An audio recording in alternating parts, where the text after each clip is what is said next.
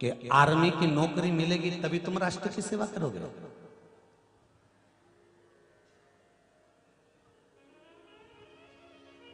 कोई जरूरी है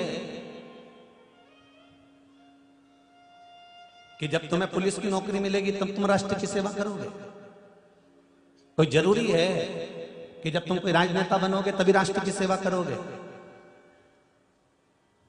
अगर तमन्ना है तुम्हारे भीतर राष्ट्र की सेवा की, बॉर्डर पर जितने सैनिक खड़े हैं उनको सामने से आते हुए दुश्मन दिखते हैं, उनको सामने से आते हुए द्रोही दिखते हैं, उनको सामने से आक्रमण करने वाले दिखते हैं और वो उनको बंदूकों से हथगोले से समाप्त कर देते हैं।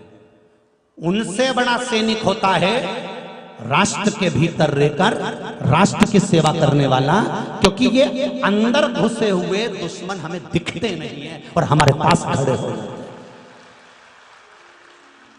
जरूरी नहीं है कि आप आर्मी की नौकरी करेंगे तो राष्ट्र की सेवा होगी। जरूरी यह है कि आप जहां रह रहे हो अपने इस हृदय को सनातनी बनाने का प्रयास करिएगा। इस हृदय को आप सनातनी बनाने का प्रयास करिएगा और विचार करिएगा कि मेरे को भगवान ने अगर युवान बनाया है, एक एक युवान बेटा, एक एक युवान बेटी, एक एक जवान बेटा बेटी, और एक एक चाहे युवान हो चाहे बुजुर्ग हो, उसके भीतर अगर तमन्ना है कि मुझे राष्ट्र के लिए कुछ करना है तो उसको करने के लिए बहुत सारे मौके परमात्मा देता है। केवल आपको आगे बढ़ना है और अग्रण्यता प्राप्त कर कर उनको छांटना है।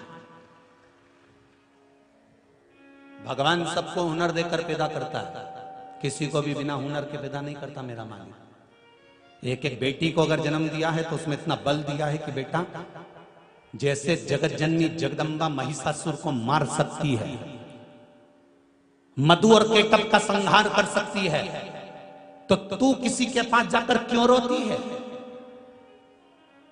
किसी की सामर्थ्यता नहीं है कि किसी बेटी पर कोई उंगली उठा दे या आक्षेप लगा दे। बस सरस्वती भी तुम हो, लक्ष्मी भी तुम हो, तो दुर्गा भी बनने में देरी क्यों लगाती हो?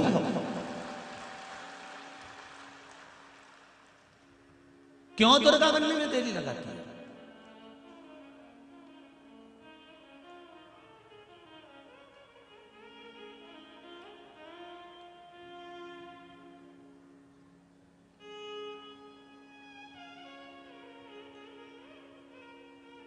अरे नवरात्रे आएंगे और एक आरती आप सब लोग गाएंगे और हम भी गाएंगे। अम्बे तू है जगदम्बे काली, जय हो देपालपुर वाली।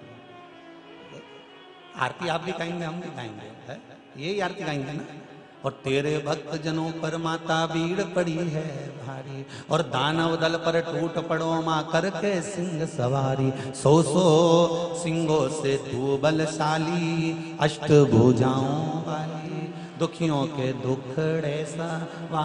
ये आरती आप भी गाते हो हम भी गाते हैं। ये आरती केवल माता के लिए नहीं है, ये आरती एक एक माँ एक एक बेटी जो भारत की भूमि पर जन्मी है उस सबके लिए है कि क्यों ना टूट पड़ो जब मौका मिल जाए।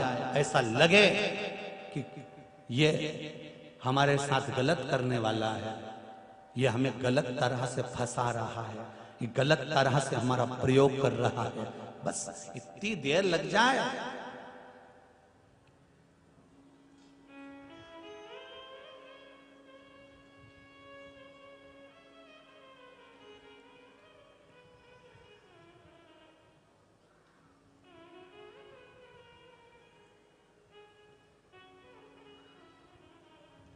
बेटा पीछे बंधा है, घोड़े पर सवार थी। कौन? झांसी की रानी लक्ष्मीबाई।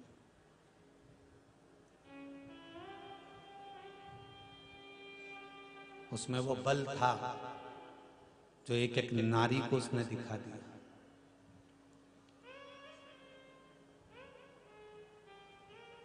वो बल केवल रानी लक्ष्मीबाई में नहीं, वो बल आप में भी है। शिव महापुराण की कथा कहती है एक बार माता पार्वती जी ने शंकर जी से प्रश्न किया, स्त्री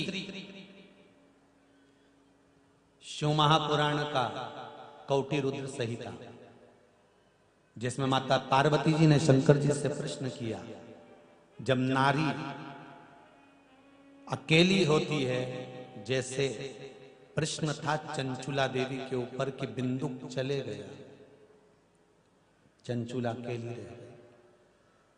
जब नारी अकेली रहती है उस समय पर बल देने वाला कौन होता है? भगवान देवाधिदेव महादेव ने पार्वती जी से कहा, सुनो जगतधात्री, ए पार्वती, मैं तुमको बताना चाहता हूं, केवल एक नारी ही ऐसी होती है जो कभी अकेली नहीं होती है। ये भगवान शिव कोटि रुद्र संहिता में कह रहा है। भगवान शंकर कोटि रुद्र संहिता में कह रहे हैं, केवल एक नारी ही ऐसी होती है जो कभी अकेली नहीं होती। जन्म लेती है तो माता पिता के साये में रहती है। ध्यान दीजिएगा जरा। विवाह हो जाता है तो पति और ससुर के साये में, परिवार के साये में रहती है। पति और ससुर भी अगर कहीं चले गया तो पुत्र के साये में रहती है। नारी कभी अकेली नहीं रहती। और जब उसके साथ कोई नहीं रहता तब शिव कहते हैं कि मैं शंकर अर्धनारीश्वर स्वरूप में नारी के साथ शक्ति बनकर रहता। मैं शिव अर्धनारीश्वर का स्वरूप धारण कर नारी के साथ शक्ति बनकर रहता।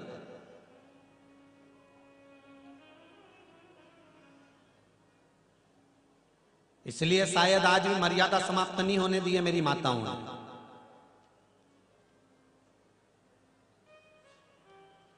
कई माताएं आज भी अपने पति का नाम नहीं लेते हैं। और यहीं से मतलब नहीं है कि देपालपुर में ऐसा हो गया। हम तो एक बार इंदौर कथा करने गए थे, तो इंदौर में भी एक बार हमने आरती गाई थी, जय जगदीश हरे।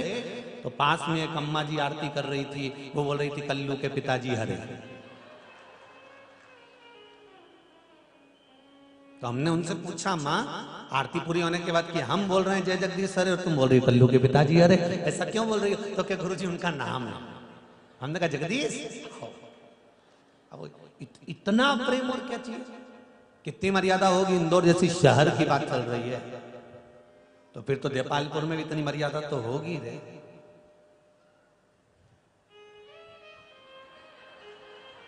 अरे तुम लोग तो एकदम मौन हो गए, बोल ही नहीं रहा कि यहां तो चलता है। ए भैरो, नहीं चले नहीं,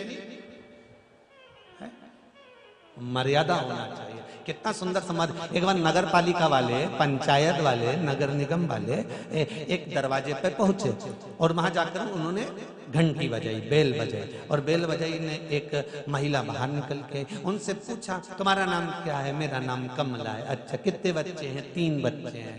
अच्छा, क्या नाम है? तो कि भैरू सिंह, लखन सिंह और करण सिंह। अच्छा ठीक है। पति का नाम? मुंडा डाल। पति का जैसी बोला पति का नाम तो उसने मुंडा डाल दिया। अब सर्वे वालों ने कहा हम सर्वे करना है, पति का नाम तो बोलो। तो क्यों कहीं हमारा पति का नाम मैं बोलूं? नहीं बोलूं। तो क्या अब तेरे पति का नाम तू नहीं बोलेगी तो कौन बोलेगा? नहीं बोलो जल्दी पति का नाम। उसने कहा मैं तो नहीं बोलूं। अरे तो हमको दूसरी बार आना पड़ेगा डबल से पूछने के लिए। तुम्हारे पति कब आएंगे? तो क्या वो तो बाहर गए 3 दिन के लिए। अच्छा तो तुम बता दो तुम्हारे पति का नाम क्या? मैं तो नहीं बताऊं। और उसने सिर पे पल्लू लेके मुंडा पे कपड़ा धरा दिया। अब बेचारी क्या करे लज्जावान, तो ऐसे मुंडा पे कपड़ा रखा। और जो कपड़ा रखा इतने में सर्वे वाले जाने लगे, ठीक है अब देखेंगे बाद में आएंगे तो आएंगे, नहीं आएंगे। इतने में इन्हें आवाज लगाई, इनंगाओ इनंगाओ, इधर आओ। तो आए, कहने लगे देखो मैं तुम्हें थोड़ा सा समझाऊंगी, तुम उतने में समझ जाओगे। हाँ समझ जाएंगे। बोला कि 3 गंजी और 3 गंजी कितनी हो गई? तो 6 गंजी। तो बस हमारा पति का नाम यही। क्या नाम है तुम्हारे पति? छगंजी।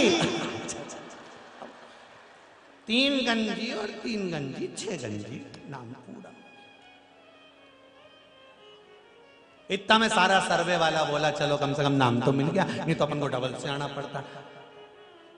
तो सर्वे वालों ने उनके पांव पड़ा, जितने सर्वे वाले गए थे ना उनके पांव पड़े कि कहां से लई तू तीन गंजी। इतनी मर्यादा हमारे यहां भारत की भूमि पर है।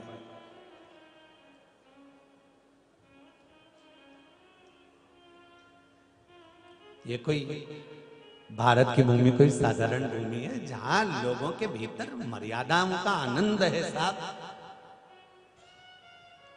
कई लोग कहते हैं धर्म नष्ट होते चले जा रहा है, अधर्म बढ़ते चले जा रहा है। शिव महापुराण की कथा कहती है धर्म नष्ट नहीं हो रहा, केवल जगाने वाला चाहिए। और अगर एक बार जाग गया तो सोने वाला नहीं है, यह पक्का है। उसको जगाने वाला चाहिए। धर्म नष्ट नहीं हो रहा, उसको जगाया जाए।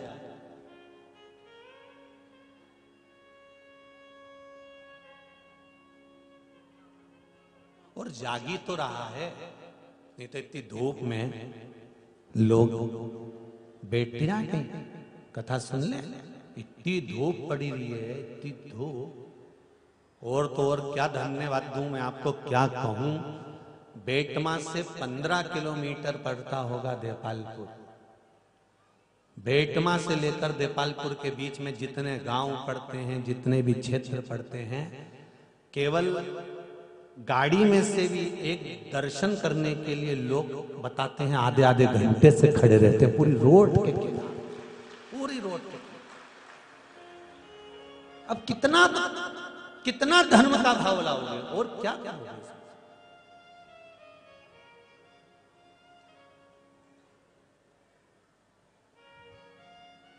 भगवान को तुम्हारे मन की जरूरत है, केवल हृदय दो, चित्त दो, वृत्ति दो, तुम्हारा मन। और जब एक बार मन अगर आपका परमात्मा में रम गया तो फिर कहीं भटक। ये देखो एक पत्र में लिखा है, ज्यादा तो पढ़े नहीं है, फिर भी जितने पढ़े हैं उसमें एक पत्र बड़ा सुंदर।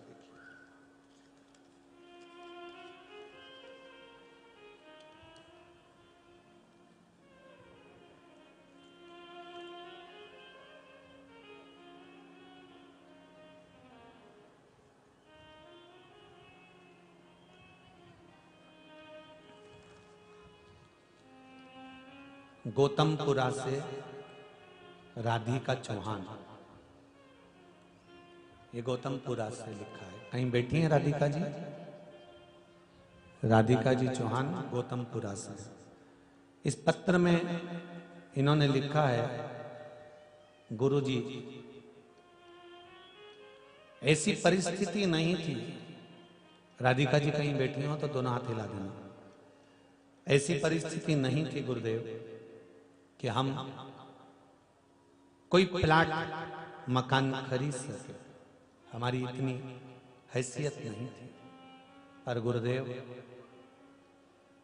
मैंने सुना था शिव महापुराण में कि पशुपति व्रत करने वाला कभी खाली नहीं रहता, जिस चीज के लिए करता है वो उसको मिल जाती है। शिव मंदिर जाने वाले के पास में कोई कमी नहीं रहती। शंकर से बस दिल से तो कहो। उसने लिखा, आपके द्वारा बताया गया पशुपति व्रत किया और कल मेरे 5 सोमवार पूरे हो गए। जिस चीज के लिए करे थे वो प्लाट मुझे कल प्राप्त हो गया है। ये शिव है, ये शंकर।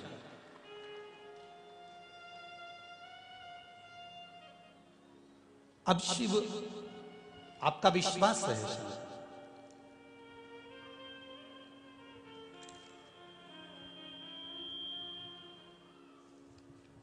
एक पत्र किसी ने लिखा है, मेरा नाम राजू बाई है, मैं धार जेतपुरा से हूं। कहीं बैठी हैं राजू भाई? राजू भाई है, धार जेतपुरा से हूं मैं। आप ही हैं मां? दोनों हाथ हिला दो एक बार। हर हर महादेव। आपने पत्र में लिखा है, गुरुजी मेरे पति को ब्लड प्रेशर था, शुगर थी, पैरालिसिस भी हो गया था। गुरुदेव बीमारी 6 साल से थी। मेरे पास में इतना धन भी नहीं था कि मैं ज्यादा इलाज करवा सकूं, फिर भी गुरुदेव जितना बना मैंने कराया। एक मेरे पड़ोस की भाभी ने आकर मुझे बताया कि पशुपति व्रत करो और उस व्रत का उपाय करने के बाद में शिवजी पे चढ़ा हुआ जल बेलपत्र देना चालू करो। गुरुदेव पैरालिसिस में, बीपी में, शुगर में 9 से 10 लाख रुपए लगा चुकी थी। यहां तक कि अब मेरी कोई कैपेसिटी नहीं बची थी। ये पत्र आप लोग टीवी के माध्यम से भी देख रहे हैं, एलईडीओं पर भी देख रहे हैं। 9 से 10 लाख रुपए में खर्च कर चुकी थी, लगा चुकी थी, पर कोई फर्क नहीं आया। तब टीवी पर शिव महापुराण की कथा सुनना चालू करी और बेलपत्र का उपाय आपने जो बताया था वो करना प्रारंभ करा। आंवला नवमी के समय से जो बेलपत्र का उपाय बताया था वो करना जब प्रारंभ करा, शिव जी की ऐसी कृपा रही कि अब एकदम ठीक हो चुके हैं। कोई ना शुगर, ना बीपी और ना पहले से सब। ये शिव है। बैठ जाओ बहन। हर हर महा। शिव कृपा इसको। अब शिव से दिल से कहो तो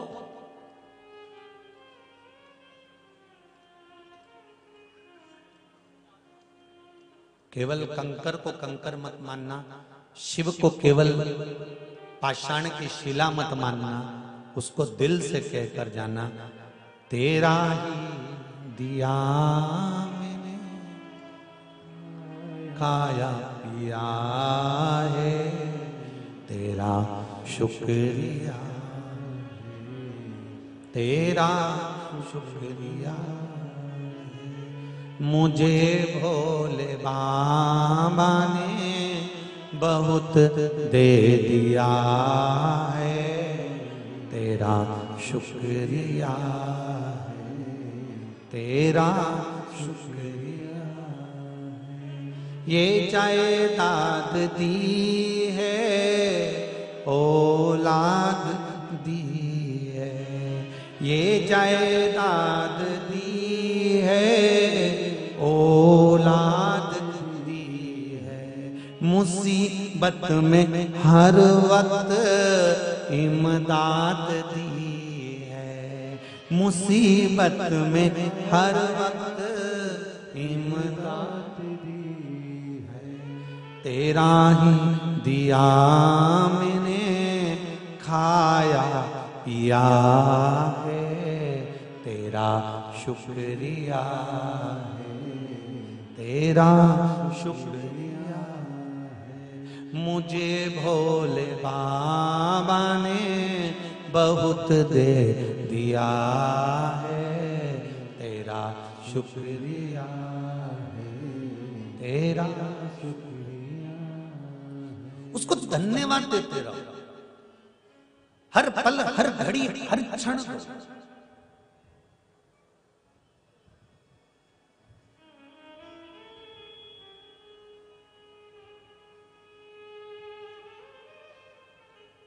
आप अगर धन्यवाद देना भी चालू कर दोगे ना तो बहुत कुछ दे दिया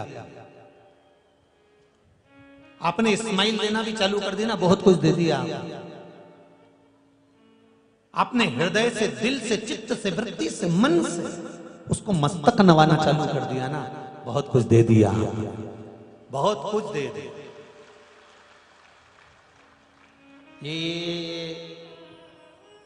ये व्यक्ति का जो मस्तक है ना, क्यों झुकाया जाता है भगवान के आगे? क्योंकि अहंकार इसी में भरा होता है। वासना, तृष्णा, लोभ, आसक्ति, काम सब इस दिमाग से ही नहीं बचता। इसको भगवान के चरणों में जब झुकाया जाता है, वो कहते हैं ना, घड़े को उंडेल दो खाली हो गया। उसी तरह भगवान शिव के मंदिर में जाकर, परमात्मा के दरवाजे पर जाकर, सदगुरु के द्वार जाकर, शिव महापुराण में जाकर, परमात्मा के दरवाजे पर जाकर, घर के बड़ों के आगे, घर के बुजुर्गों के आगे, माता पिता के आगे इस शीश को थोड़ा सा उंडेल देना चाहिए, थोड़ा सा झुका देना चाहिए। झुका देने से ये सब कुछ बाहर निकल जाएगा। अहंकार, काम, लोभ, वासना, तृष्णा, आसक्ति, जो जो भरा हुआ है सब निकल कर बाहर आ जाएगा। इसको उंडेल दो।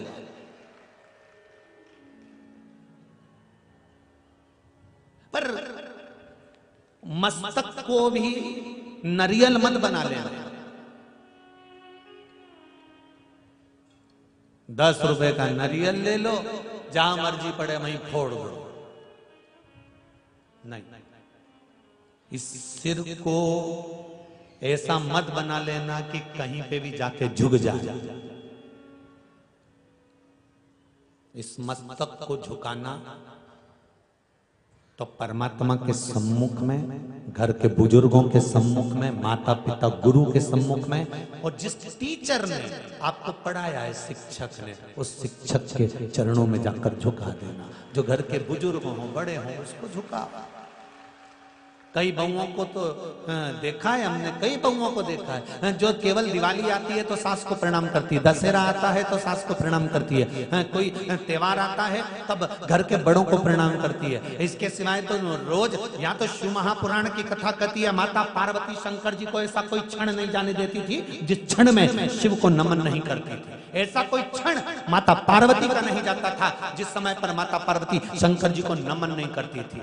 और नमन केवल ये नहीं होता कि आप झुकोगे तो नमन होगा, नमन उसको कहते हैं कि किसी के लिए आप शब्द ना कहना, ये भी नमनता का भाव है महाराज। इसमें भी नमनता है कि किसी के लिए आप शब्द ना कहें, उसके लिए बोले तो अच्छा ही बोले, श्रेष्ठ ही बोले।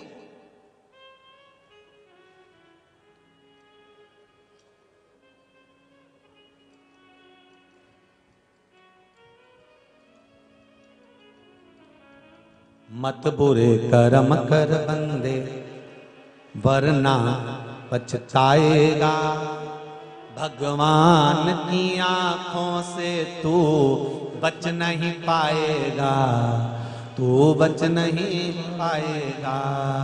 अरे ओ अज्ञानी मत करना दानी, तेरे कर्म का फल भी तू ही,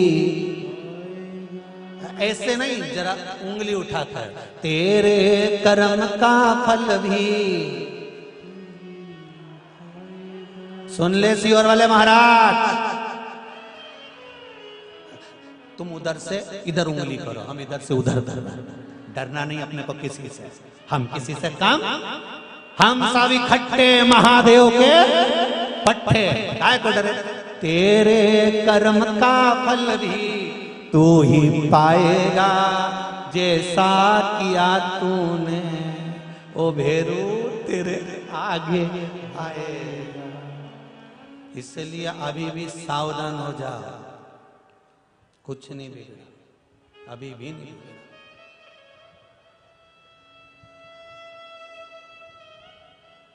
अभी भी कुछ नहीं बिगड़ा, सावधान।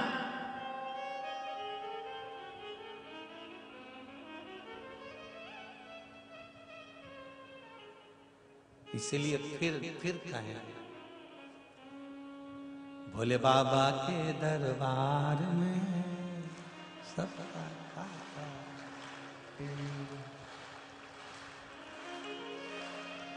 सबका हिसाब है इसके पास, सबका, एक को भी नहीं छोड़ता। जितना तेरे भाग्य में होता, ओ जितना तेरे भाग्य में होता उतना ही फल पाता है। मेरे बाबा के दरबार में सबका खाता है, मेरे बाबा के दरबार में सबका खाता है, भोले बाबा के दरबार में सबका खाता है, भोले बाबा के दरबार में सबका खाता है। जितना जिसके भाग्य में होता हो, जितना जिसके भाग्य में होता, मेरे बाबा सबका खाता है, मेरे बाबा के दरबार में सबका खाता है।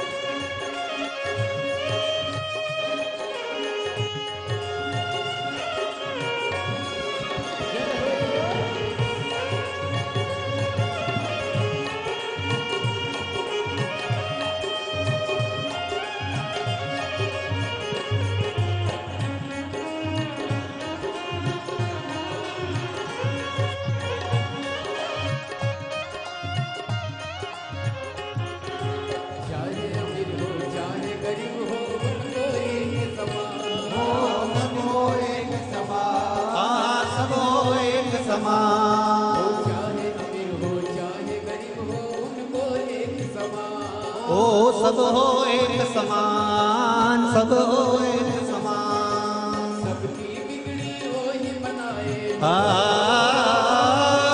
सबकी बिगड़ी वो ही बनाए, हम सबके भगवान। मेरे बाबा के दरबार में सबका खाता है, मेरे बाबा के दरबार में सबका खाता है, शिव लहरी के दरबार में सबका खाता है, शिव लहरी के दरबार में सबका खाता है। सुन लो देपालपुर वालों, जरा अच्छे से सुन लेना। क्या राजा क्या कंत्रस्ती, सब है एक समान, सब है एक समान, सब है एक समान, क्या राजा क्या कंत्रस्ती, सब है एक समान, सब है एक समान, सब है एक समान, सबकी बिगड़ी वो ही बनाए, ओ सबकी बिगड़ी वो ही बनाए, हम सबके भगवान। मेरे बाबा के दरबार में सबका खाता है, मेरे बाबा के दरबार में सबका खाता है, लेरी के दरबार में सबका खाता है, शिव के दरबार में सबका खाता है। ओहो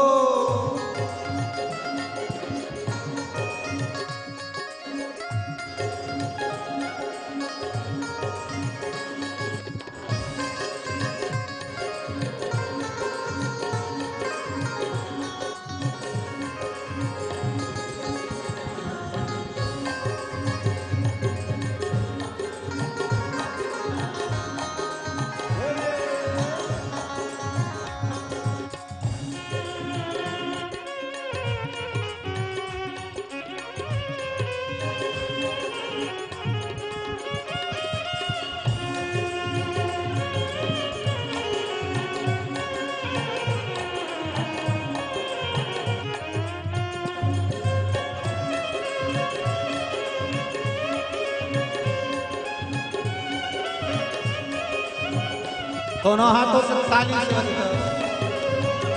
हर हर महादेव।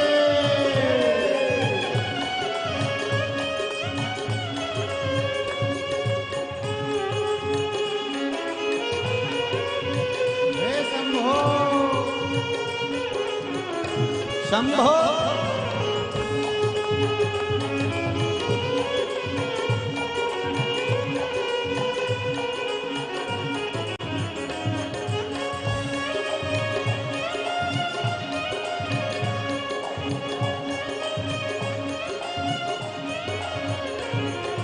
धर्म के जा धन की चिंता मत कर तू इंसान।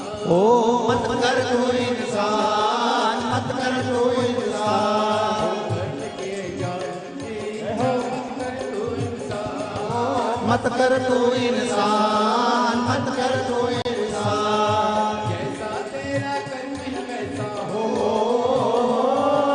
जैसा तेरा कर्म है वैसा फल देगा भगवान। मेरे बाबा के दरबार में सबका खाता है, मेरे बाबा के दरबार में सबका खाता है। भोले बाबा के दरबार में सबका खाता है, भोले बाबा के दरबार में सबका खाता है। सबका खाता है, वहाँ पे सबका खाता है, सबका खाता है वहाँ पे सबका खाता है। ओ सबका खाता है, वहाँ पे सबका खाता है, सबका खाता है वहाँ पे सबका खाता है। कुबेर भंडारी के दरबार में सबका खाता है, कुबेर भंडारी के दरबार में सबका खाता है। शिव लहरी के दरबार में सबका खाता है, शिव लहरी के दरबार में सबका खाता है। ओहो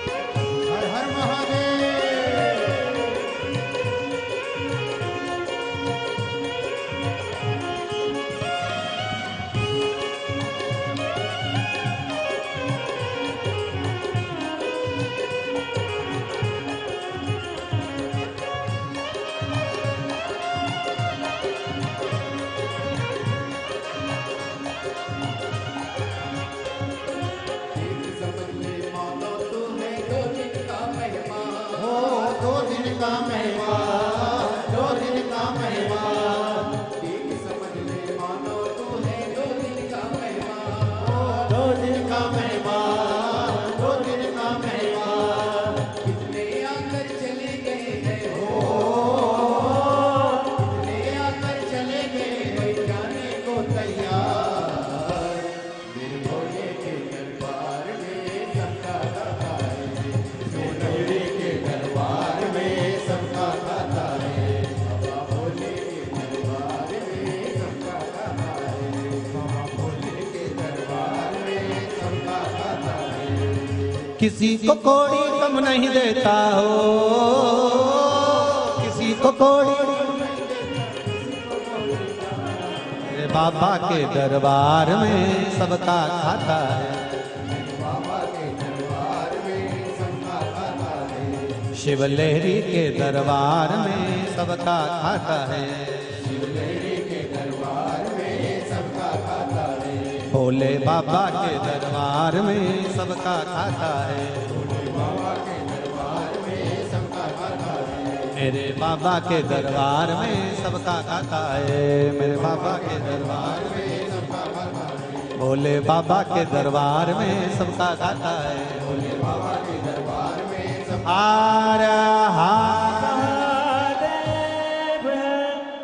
भगवान शिव ओगढ़ दानी का अगर भरोसा प्रबल है,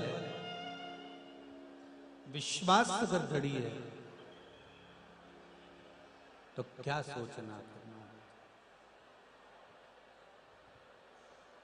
उसके भीतर आपका विश्वास केवल दृढ़ होना चाहिए। शिव महापुराण की कथा में एक सुंदर संवाद आता है। इंद्र ने अपने गुरु का अपमान कर दिया था। श्री शिवाय नमस्तुभ्यं। सब लोग बोलेंगे अपने मन की कामना करते हुए, श्री शिवाय नमस्तुभ्यं, श्री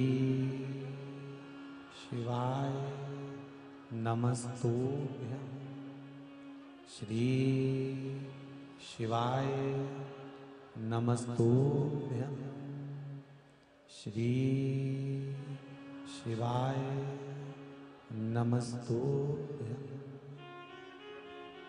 इंद्रदेव ने एक गलती कर दी थी। शिव महापुराण की कथा में आता है कि अपने गुरु का अपमान कर दिया। बृहस्पति बाबा का अपमान करा, प्रजापति विश्वरूप जी को गुरु बना लिया, उनका भी सिर काट दिया।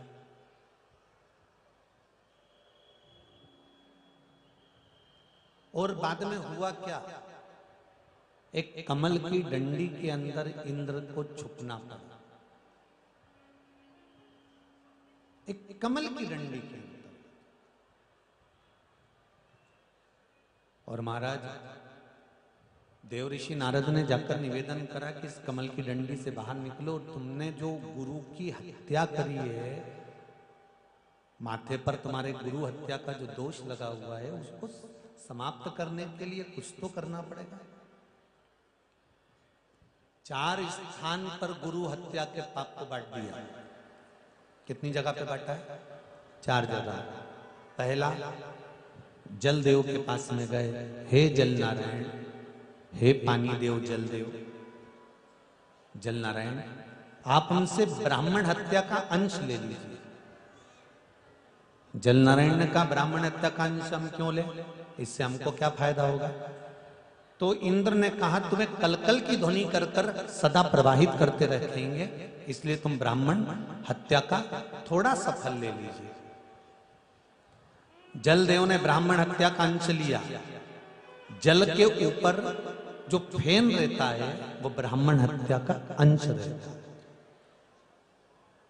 ग्रामीणों में, गांवों में कई जगह पर आपने देखा होगा, पहले जब पंगत लगती थी भोजन की, पहले जब भोजन की पंगत लगती थी, यहाँ पर बहुत लोग ग्रामीण अंचल से आए हैं, और बड़े बड़े पटेल लोग बैठे हुए हैं, बुजुर्ग लोग भी बैठे हुए हैं। कई बुजुर्ग लोगों के ध्यान में होगा, माताओं के भी ध्यान में होगा। आज के लोगों को तो ध्यान में नहीं होगा, पर पुराने लोगों को ध्यान में होगा कि जब गांव की पंगत लगती थी, समाज के लोगों की जब भोजन की पंगत लगती थी, शादी हो चाहे ब्याह हो चाहे नुक्ता हो, जब भोजन कराने बिठाते थे तो सबसे पहले पानी का गिलास भरते थे। क्या भरते थे? पानी का लोटा, पानी का चरू, पानी का गिलास पहले भरते थे। उसके बाद पत्तल आती थी, फिर पत्तल के बाद में फिर खाने का सामान, जो भी पूड़ी है, भजिया है, पकोड़ा है, गुलाब जामुन है, जो भी सामान है, उसके बाद सबसे पहले आता था पानी का गिलास। कारण क्या होता था पानी का गिलास आने का? क्योंकि पहले के लोग विद्वान होते थे, उनमें इतनी विद्वत्ता होती थी, इतनी विद्वत्ता होती थी कि उनको मालूम है कि अगर भोजन करते समय पानी आएगा, कोई कूड़ के जाएगा तो उस पे पानी में बुलबुला आ जाएगा, फेन आ जाएगा। अगर बुलबुला आ गया तो उसमें ब्राह्मण हत्या का दोष लग जाएगा, और बुलबुले वाले पानी को, फेन वाले पानी को कोई पिएगा तो उसको ब्राह्मण हत्या का अंश लग जाएगा। मतलब उसने 6 महीने तक जो दान करा, पुण्य करा, सत्कर्म करा, भजन करा, कीर्तन करा, वो सब नाश हो गया। इसलिए विद्वान लोग, पुराने जमाने के जितने बुजुर्ग लोग यहाँ बैठे होंगे वो जानते होंगे कि भोजन कराने के पहले पानी का गिलास भरा जाता था कि जब तक थाली आएगी, पत्तल आएगी, भोजन लगेगा, तब तक इसमें अगर पानी का बुलबुला होगा, फेन होगा तो वो शांत हो जाएगा, वो समाप्त हो जाएगा। क्योंकि जल के ऊपर जो फेन होता है, जल के ऊपर जो बुलबुले होते हैं, वो ब्राह्मण हत्या का अंश है।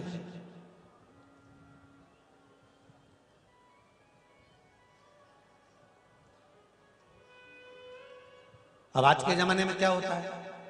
सारा भोजन हो जाए, उसके बाद में पानी आए, लो साहब, और वो भर के गए और उनने न्यूच कूड़ा ऊपर से, और उसमें फेन जम गया, बुलबुले आ गए, और तुमने डर डर करके पी पुआ के वो जाए, मालूम पड़े पुण्य करने आए थे और पाप इकट्ठा करके लेके चलेगा। क्या मतलब का ऐसा पुण्य?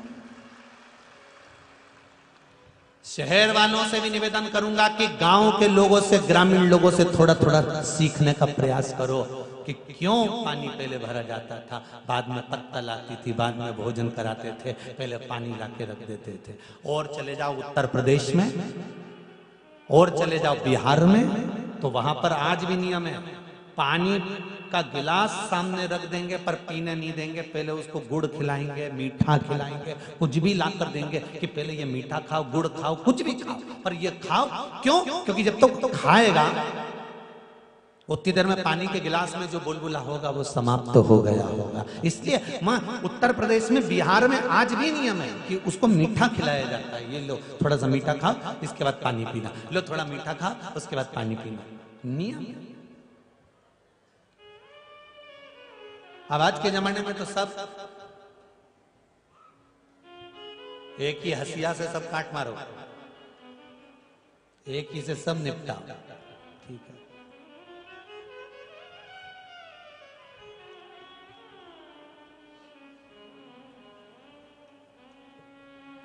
सबका सम्मान हो और सबके सम्मान में एक अंतर हो, सबका आदर हो और उसके आदर में भी एक अंतर हो। ससुर आया है तो ससुर का सम्मान उस हिसाब से होना चाहिए, पति आया है तो पति का सम्मान उस हिसाब से होना चाहिए, काका जी आया है तो काका जी का सम्मान उस हिसाब से होना चाहिए।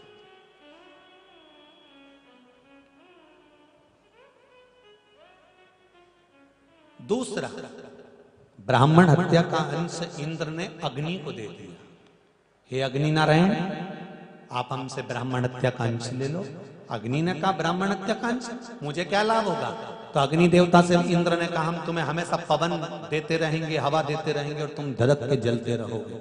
अग्नि देवता, ब्राह्मण हत्या का अंश ले लो। अग्नि ने ब्राह्मण हत्या का अंश लिया, तो अग्नि की जो नीली लपट होती है वो ब्राह्मण हत्या का अंश होता है। यज्ञ करने वाले जो ब्राह्मण होते हैं, यज्ञाचार्य जो होते हैं, विद्वान ब्राह्मण जो होते हैं, जो यज्ञ कराने के लिए बैठते हैं, आप लोग तो बैठ जाते हो घी लेकर, सांकल्य लेकर, और ब्राह्मण लोग मंत्र बोलते जाते हैं। और उन्होंने बोल दिया तुरंत, ओम इंद्राय स्वाहा, ओम अग्नये स्वाहा, तुमने तो सांकल्य डालना चालू करी, घी डालना चालू करा, और जैसे ही अग्नि ऊपर की ओर बढ़ी तो जो विद्वान ब्राह्मण होगा वो पास में बैठा रहता है और एक शरबत बनाकर रखता है।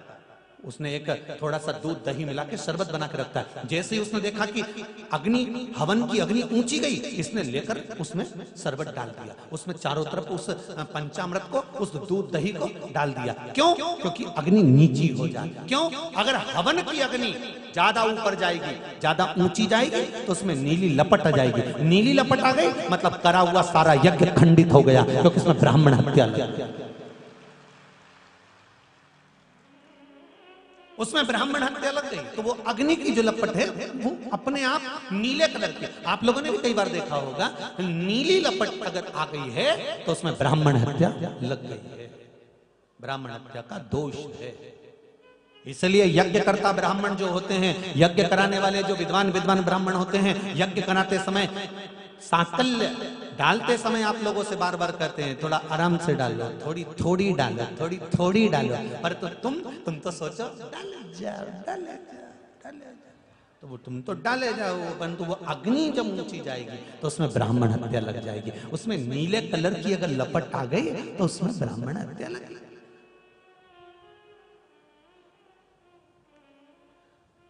चूल्हा की रोटी और गैस की रोटी में एक ही अंतर है। चूल्हा की रोटी में ब्राह्मण हत्या नहीं है और गैस की रोटी